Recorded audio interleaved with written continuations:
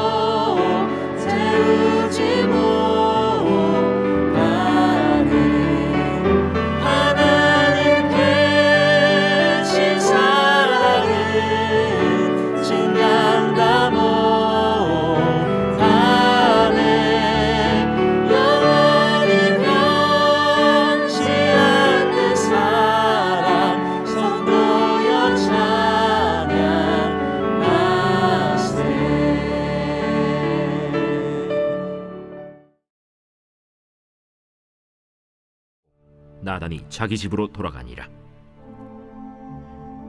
우리아의 아내가 다윗에게 낳은 아이를 여호와께서 치심에 심히 앓는지라. 다윗이 그 아이를 위하여 하나님께 간구하되 다윗이 금식하고 안에 들어가서 밤새도록 땅에 엎드렸으니 그 집의 늙은 자들이 그 곁에 서서 다윗을 땅에서 일으키려 하되 왕이 듣지 아니하고 그들과 더불어 먹지도 아니하더라. 이래 만에 그 아이가 죽으니라. 그러나 다윗의 신하들이 아이가 죽은 것을 왕에게 아뢰기를 두려워하니 이는 그들이 말하기를 아이가 살았을 때에 우리가 그에게 말하여도 왕이 그 말을 듣지 아니하셨나니 어떻게 그 아이가 죽은 것을 그에게 아랠 수 있으랴. 왕이 상심하시리로다. 다윗이 그의 신하들이 서로 수군거리는 것을 보고 그 아이가 죽은 줄을 다윗이 깨닫고 그의 신하들에게 묻되 아이가 죽었느냐? 죽었나이다. 하는지라. 다윗이 땅에서 일어나 몸을 씻고 기름을 바르고 의복을 갈아입고 여호와의 전에 들어가서 경배하고 왕궁으로 돌아와 명령하여 음식을 그 앞에 차리게 하고 먹은지라. 그의 신하들이 그에게 이르되 아이가 살았을 때에는 그를 위하여 금식하고 우시더니 죽은 후에는 일어나서 잡수시니 이 일이 어찌 됨이니까? 아이가 살았을 때 내가 금식하고 운 것은 혹시 여호와께서 나를 불쌍히 여기사 아이를 살려주실는지 누가 알까 생각함이거니와 지금은 죽었으니 내가 어찌 금식하랴? 내가 다시 돌아오게 할 수 있느냐? 나는 그에게로 가려니와 그는 내게로 돌아오지 아니하리라. 다윗이 그의 아내 바세바를 위로하고 그에게 들어가 그와 동침하였더니 그가 아들을 낳음에 그의 이름을 솔로몬이라 하니라. 여호와께서 그를 사랑하사 선지자 나단을 보내 그의 이름을 여디디아라 하시니 이는 여호와께서 사랑하셨기 때문이더라. 요압이 암몬 자손의 라빠를 쳐서 그 왕성을 점령하매 요압이 전령을 다윗에게 보내 이르되 내가 라빠 곧 물들의 성읍을 쳐서 점령하였으니 이제 왕은 그 백성의 남은 군사를 모아 그 성에 맞서 진치고 이 성읍을 쳐서 점령하소서. 내가 이 성읍을 점령하면 이 성읍이 내 이름으로 일컬음을 받을까 두려워하나이다. 다윗이 모든 군사를 모아 라빠로 가서 그곳을 쳐서 점령하고 그 왕의 머리에서 보석 박힌 왕관을 가져오니 그 중량이 금 1달란트라. 다윗이 자기의 머리에 쓰니라. 다윗이 또 그 성읍에서 노략한 물건을 무수히 내오고 그 안에 있는 백성들을 끌어내어 톱질과 썰애질과 철도끼질과 벽돌구이를 그들에게 하게 하니라. 암몬 자손의 모든 성읍을 이같이 하고 다윗과 모든 백성이 예루살렘으로 돌아가니라.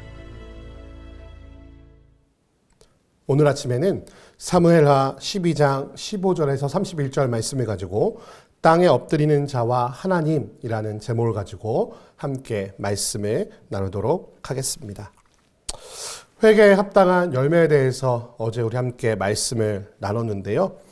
나단의 그 선포처럼 밧세바와 다윗 사이에서 생겼던 그 첫 아이가 죽을 병에 걸리게 되었습니다.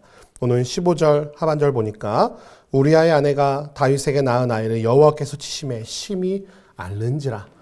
이 아이를 보는 다윗의 마음이 얼마나 마음이 아팠을까요? 물론 죄 가운데 가졌던 아이지만 자신의 아이를 끔찍히 사랑하는 모습은 다윗의 행적에 곳곳에 나타나고 있습니다. 그래서 분명히 하나님께서 이 아이가 죽을 것이라고 선포하셨지만 혹시나 하나님께서 그 기도를 들으시고 불쌍히 여겨 이 아이를 살려주실까 하여 다윗 왕은 모든 것을 끊고 곡기를 끊고 물을 끊고 옷을 찢어 눈물로 하나님 앞에 간구하기 시작했습니다. 그래서 그 신하들이 볼 때에 이 왕이 정말로 많이 상심하였구나. 아이고, 그런데 그 기도하는 중에 아이가 죽은 것이 소식이 들려왔습니다.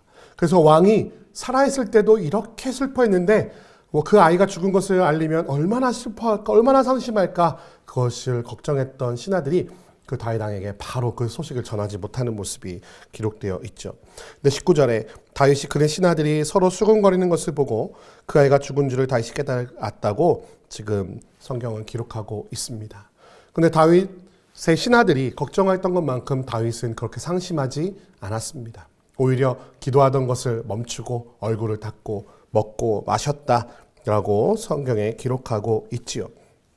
그래서 21절에 그 신하들이 이렇게 묻습니다. 그의 신하들이 그에게 이르되 아이가 살았을 때에는 그를 위하여 금식하고 오시더니 죽은 후에는 일어나서 잡수시니 이 일이 어찌 됨이니까 하니. 22절 말씀 보니까 다윗이 대답합니다. 아이가 살았을 때에는 금식하고 온 것은 혹시 여호와께서 나를 불쌍히 여기사 아이를 살려주실는지 누가 알까 생각함이 거니와 지금은 죽었으니 내가 어찌 금식하랴 내가 다시 돌아오게 할 수 있느냐 나는 그에게로 가려니와 그는 내게로 돌아오지 아니하리라. 우리가 하나님께 소원을 두고 기도할 때가 있습니다. 정말 이 기도만은 정말 응답해 주십시오. 정말 내가 이것만 응답해 주시면 내 삶을 다 드리겠습니다 라고 정말 작정하고 금식하고 눈물 흘려 기도할 때가 있습니다. 근데 하나님께서 은혜를 베푸셔서 그 음성을 들으시고 기도 응답해 주시면 참 좋을 텐데 그것이 거절당할 때가 있어요. 하나님 보시기에 그 기도의 응답이 오히려 우리에게 해가 되거나 아니면 더 좋은 것을 주시려고 다른 것을 준비하고 계시는 경우가 있습니다. 그런데 우리는 내 기도를 들어주시지 않는다고 하나님께 원망하고 불평하고 하나님을 믿지 못하겠다고 하나님께 배신감을 느꼈다고 하나님을 떠나는 경우가 가끔씩 있는 것을 보게 됩니다. 떠나지 않는다라도 기도하면 아무 소용없어. 기도가 무슨 소용이 있어. 기도에는 아무 능력도 없고 그냥 내가 열심히 살아야지. 내 두 손만 믿고 살아야 돼 라고 낙담하는 사람들이 있다는 것입니다. 하지만 사랑하는 성도 여러분, 그 모든 기도를 하나님께서는 분명히 들으셨음을 기억하고 믿으시는 여러분과 제가 되기를 주님의 이름으로 축원드립니다. 물론 그 기도의 그 요청대로는 들어주지 않으셨지만 하나님께서는 하나님께 끝까지 매달리는 그 우리의 그 마음, 하나님 옆에 믿는 마음으로 눈물 흘려 기도하는 그 열심을 기쁘게 받으시는 분이라는 사실입니다. 물론 그 간구가 우리의 욕심으로 아니면 우리의 잘못된 것을 구하는 것이기 때문에 아니면 그보다 더 좋은 것을 주시기 위해 우리의 기도응답을 거절하실 수도 있지만 하나님께서는 언제나 그 기도를 기뻐하시는 분이라는 사실을 기억할 필요가 있다는 것이에요. 다윗의 입장에서도 마찬가지입니다. 다윗이 그 아이를 혹시 살려주실까 하여 기도하였지만 하나님께서 거절하셨으니 내가 할 수 있는 것은 없지 않느냐라고 믿음으로 고백했을 때에 하나님은 더 좋은 선물, 다윗의 마음을 위로하시는 선물을 주셨음을 우리 오늘 말씀을 통해 발견하게 됩니다. 오늘 24절 말씀 보니까 다윗이 그의 아내 밧세바를 위로하고 그에게 들어가 그와 동침하니 그가 아들을 낳으며 그의 이름을 솔로몬이라고 지었다라고 말하고 있습니다. 근데 더 중요한 것은 뭐냐면은 그 아이를 낳는 과정 가운데에 하나님께 매달렸던 그 다윗의 기도를 하나님께서 들으시고 기뻐하셔서 그 둘째 아들을 하나님께서 기쁘게 여기셨다는 것입니다. 그를 사랑하셔서 25절에 다윗의 죄를 정죄하였던 밧세바를 취하는 것을 정죄하였던 그 사람이 아이러니하게도 다윗과 밧세바 사이에서 나온 두 번째 아들인 솔로몬에게 이런 이름을 지어줍니다. 25절 보니까 선지자 나단을 보내 그의 이름이 여디디아라 하시니 이는 여호와께서 사랑하셨기 때문이다 라고 말하고 있습니다. 이 말씀을 보면서 아니 하나님 왜 이랬다 저랬다 하십니까?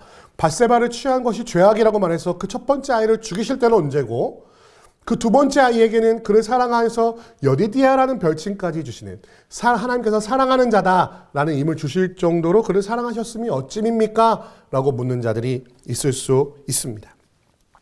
하지만 언제나 우리가 기억할 것은 하나님은 우리에게 벌을 주시고 싶어 하시는 분이 아니라는 거예요. 우리의 죄에 합당한 죄의 값을 치르기 위해 우리를 벌하시긴 하지만 언제나 하나님께서 우리에게 원하시는 것은 우리의 행복과 우리의 평안과 즐거움, 저 천국을 누리는 평안하고 풍성한 삶이라는 사실을 언제나 잊어서는 안 되는 것이에요. 우리의 부모님이 우리의 자녀들을 훈계할 때에 그에게 회초리를 들 때에 얼마나 마음이 아프시겠습니까?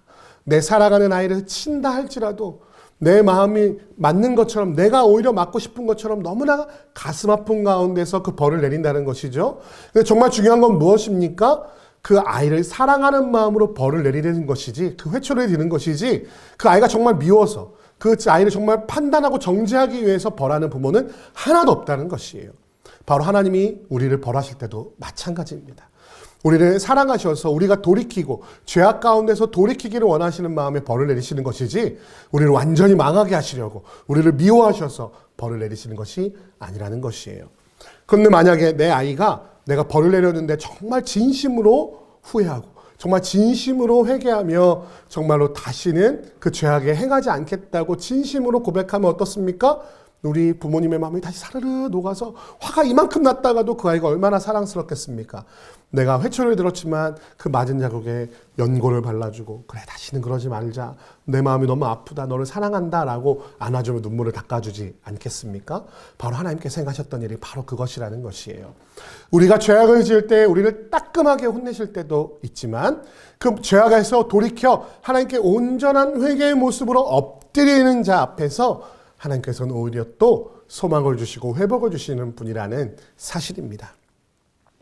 따라서 언제나 우리가 핑계대고 도망치고 회개하지 않고 하나님을 원망하는 것보다 언제나 하나님 앞에 엎드려 회개하는 것이 언제나 가장 적은 값을 치르는 일이라는 사실입니다.